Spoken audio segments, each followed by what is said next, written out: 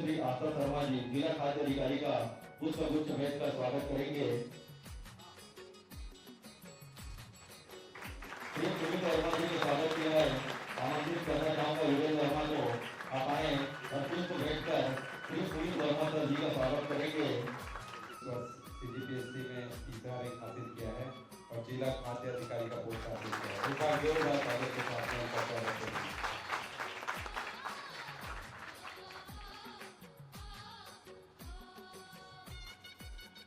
आप सभी को नमस्कार। और पाटन की युवा अभ्युदय समिति और योगेंद्र सर को बहुत बहुत धन्यवाद कि उन्होंने हम सभी साथियों को आज ये मंच प्रदान किया कि आज हम सब आपके सामने उपस्थित हो सकें। जब मैं प्रिपरेशन कर रही थी तो ये एक चीज़ मुझे हमेशा लगती थी, जिस जगह पे आप हैं हम सब उस जगह पर करते थे। और मुझे ऐसा लगता था, कब मुझे ये विश्वास हुआ कि मेरा पीएचडी क्रैक हो सकता है, जब राजनांदगांव से, मैं राजनांदगांव जिले से आती हूँ, तो जब राजनांदगांव से लोगों ने सिलेक्शन लेना प्रारंभ किया तब मुझे ऐसा कॉन्फिडेंस आया कि मैं भी कर सकती हूँ, मेरे आसपास कई लोग हैं।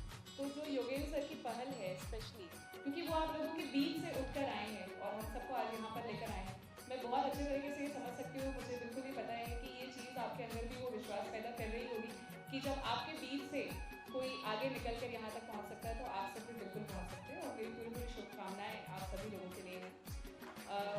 अगर मैं अपना परिचय दूँ, जैसा सर ने बताया, मेरा नाम आस्था शर्मा है, मैं जिला राजनांदगांव से बिलोंग करती हूँ। मैंने 2017-18 से लगभग सीरियस प्रिपरेशन जो है वो स्टार्ट करी थी। मैंने इंजीनियरिंग की हुई है। इंजीनियरिंग के बाद मैंने पब्लिक स्कूल में 7-8 साल तक मैथ्स की टीचिंग की और उसके बाद फिर कॉम्पिटिटिव एग्जामिनेशन की तैयारी करना उसी दौरान मैंने शुरू किया था। तो शुरुआत में मेरा एक बार पटवारी का एग्ज़ाम निकला था, वो फिर मैंने ज्वाइन नहीं किया, ड्रॉप किया। उसके बाद फिर लगातार एग्ज़ाम दिला रही थी लेकिन कहीं सिलेक्शन हो नहीं पा रहा था। फिर 2022 में मेरा महिला सुपरवाइज़र के तौर पर सिलेक्शन हुआ, तो वहाँ पर मैंने 2 साल सर्विस दी। फिर पिछली सीजीपीएससी में मेरा 33वां रैंक था, जिसमें मुझे डीएसपी का पद प्राप्त हुआ था और उसी के अंतर्गत मैं अभी प्रशिक्षणरत हूँ राज्य पुलिस अकेडमी में। और इस वर्ष 2023 में मेरा 3रा रैंक मुझे हासिल हुआ है और जिला कार्य अधिकारी का पद मुझे मिला है। अगर इस जर्नी में मैंने क्या सीखा, अगर मैं ये आप लोगों के साथ शेयर करना चाहूँ तो कुछ 2-4 चीज़ें हैं जो मुझे लगती हैं, जो आपको लगता है, मुझे लगती है कि ये बहुत ज़्यादा हेल्प करती हैं। पहली चीज़ तो ये है कि आप अपना सेल्फ बिलीफ नहीं छोड़ें। सबसे बड़ा मेंटल बैरियर जो मैंने महसूस किया इतने सालों में, जो मुझे लगा कि काफ़ी टाइम बाद मैंने ब्रेक डाउन किया, वो ये था कि हमको ना ये सीजीपीएससी बहुत बड़ा हवा लगता है। ये लगता है कि मैं जब प्रिपरेशन कर रही थी तो मुझे लगता था जो लोग मेंस लिखते हैं उनके सिर पे 2 नहीं तो 4 सींग तो होते ही होंगे, कुछ अलग ही टाइप के लोग होते होंगे वो। मेरे को बहुत बहुत इंप्रेस होती थी मैं उन लोगों से जो 2-4 बार मेंस लिखते या एक बार भी अगर मेंस लिख लेते थे तो। लेकिन जब मैंने एक्चुअली इस चीज़ को क्रैक किया तो मुझे लगा कि इतनी बड़ी बात नहीं है। और मैं आप लोगों को भी यही बताना चाहूँगी, सीजीपीएससी को ना हम सब ने बहुत बड़ा हवा बना लिया।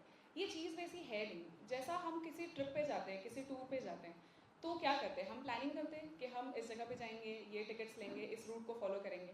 सीजीपीएससी भी वैसे ही है, फॉर दैट मैटर कोई भी एग्ज़ाम वैसे ही है। अगर आप व्यापम की तैयारी करते हैं या किसी भी चीज़ की तैयारी करते हैं तो सबसे पहली चीज़ कि आप अपना सेल्फ बिलीव बना कर रखें। हमको लगता है हमारा क्यों होगा, हमारा कैसे होगा, वो तो मुझसे ज़्यादा पढ़ता है, वो मुझसे ज़्यादा पढ़ती है, मैं तो कुछ भी नहीं कर पा रही, मैं जॉब में ही हूँ, मैं घर पे हूँ, मेरे घर के इतने काम होते हैं, मेरे जॉब में इतना प्रेशर होता है, हम कैसे करेंगे। मैंने घर पे रह करके भी तैयारी की है, मैंने जॉब के साथ भी तैयारी की है, तो मैं आप लोगों को दोनों चीज़ों का एक्सपीरियंस बता सकती हूँ कि कुल मिला के ना किसी के पास भी 4 से 6 घंटे ही प्रोडक्टिव होते हैं, चाहे वो जॉब वाला व्यक्ति हो, चाहे वो स्टूडेंट लाइफ में हो, चाहे वो खाली बैठा हो, बात कुल मिला के वही है।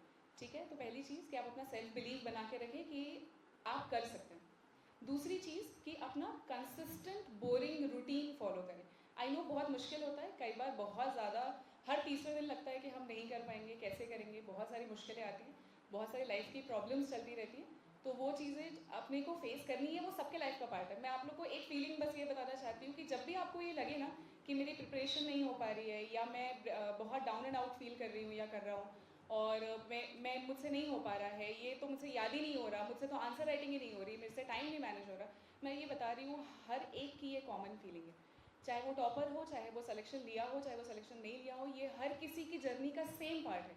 हर किसी को ये महसूस होता है कि मुझसे तीसरे दिन लगता है कि ये नहीं हो पाएगा, लेकिन होता है। तो एक जो बोरिंग रूटीन है जिसमें कोई डिस्ट्रैक्शन नहीं है, जिसमें बहुत ज़्यादा कुछ एडवेंचर नहीं है, जब आप वो बोरिंग रूटीन एक लंबे समय तक फॉलो कर लेते हैं तो उसका रिजल्ट बहुत अच्छे तौर पे जो है वो दिखना शुरू हो जाता है। तो ये चीज़ मैं आप लोग को बोलूँगी।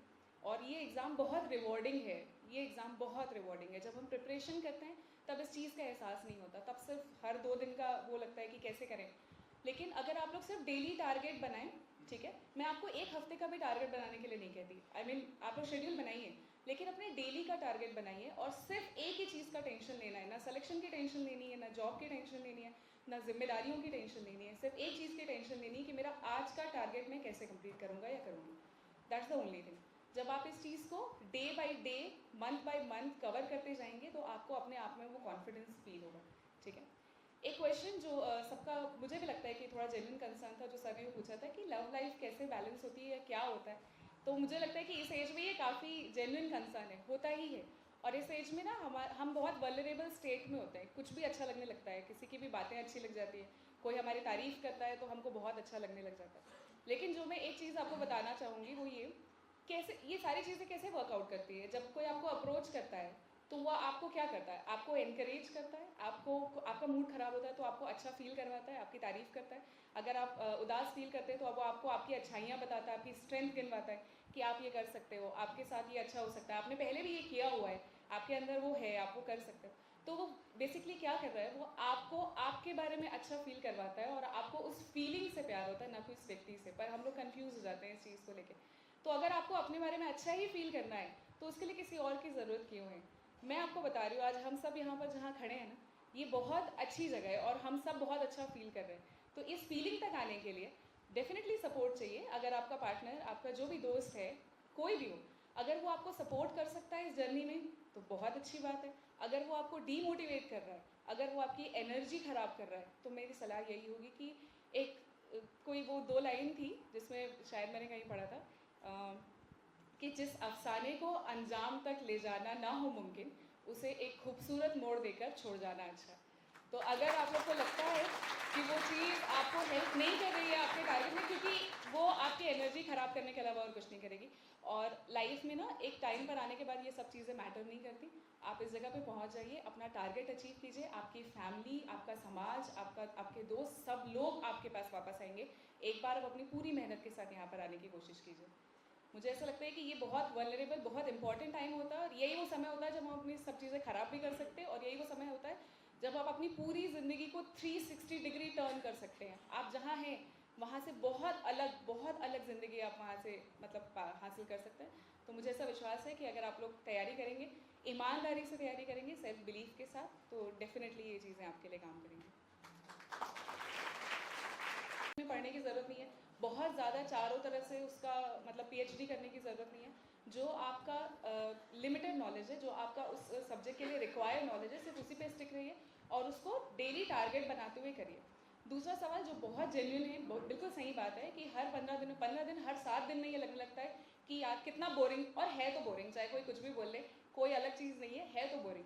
लेकिन उस बोरिंग को पार करके ही आपको वहाँ तक जाना पड़ेगा, है ना। और उसका प्रोसेस इसलिए है क्योंकि ये एग्ज़ाम ना मेंटल ज़्यादा है, आपको आपके मेंटल बैरियर्स को तोड़ना है इस पूरे एग्जामिनेशन में। तो जब आपको वो जब कंसिस्टेंट रूटीन की बात कर रही हूँ तो मैं ये नहीं कह रही हूँ कि आप हर दिन 6 घंटे किताब खोलकर बैठिए, हर दिन लिखिए, ये नहीं कह रही हूँ। हर दिन, हर महीने आपके पास 4-5 दिन, 6 दिन ऐसे आएंगे जहाँ पे आपका टाइम ख़राब होगा, आपको घर वाले काम के लिए भेज देंगे, आपके दोस्तों के साथ आपको कुछ कमिटमेंट जो है वो पूरी करनी पड़ेगी। हर दिन, हर महीने कुछ ना कुछ ऐसा होता ही है। लेकिन जो मैं आपको बोलना चाह रही हूँ वो ये कि आपका कंसिस्टेंसी का मतलब ये है कि आप हर दिन कम से कम आधा 1 घंटा उसको दीजिए। होता क्या है, जब हम एक दिन में 1 घंटा भी उसको पढ़ लेते हैं ना, तो अगले दिन के हम कैसे पढ़ते हैं, कोई एक टॉपिक उठाया, वो टॉपिक कंप्लीट किया, या तो कंप्लीट होता है या नहीं होता। तो यदि हम कंप्लीट करते हैं तो एक कॉन्फिडेंस आता है, ये कंप्लीट कर लिया, अब अगले दिन ये करना है। अगर वो कंप्लीट नहीं हुआ तो हमारे लिए वो अधूरा छूट जाता है कि अब मुझे कल से इसको कंटिन्यू करना है। कंटिन्यूटी ऐसे मेंटेन होती है ना, टॉपिक बाई टॉपिक हम उसको पढ़ते जाते हैं। तो यदि आपको ऐसा लग रहा है कि आज मेरे पास समय नहीं है, तो खुद से सिर्फ एक प्रॉमिस करना है कि मैं आधा घंटा पढ़ूँ, चाहे 1 घंटा पढ़ूँ, चाहे कुछ भी करूँ, लेकिन आज मुझे बिना पढ़े नहीं सोना है। कंसिस्टेंसी से मेरा मतलब ये है। तो अगर आपको ऐसा लग रहा है कि वो ब्रेक लंबा नहीं होना चाहिए, देखो ब्रेक लंबा होगा तो वो जिम्मेदारी आपकी है, आपको उसी चीज़ को ही तोड़ना है, उसी मेंटल बैरियर को जो है वो ब्रेक करना है। और हर दिन जो है वो कम से कम आधा 1 घंटा अपने लिए निकालिए और उस चीज़ को कंप्लीट कीजिए, क्योंकि जब तक आप वो नहीं करेंगे तब तक कंसिस्टेंसी मिलती है। यही एक तरीका है, और कोई तरीका नहीं।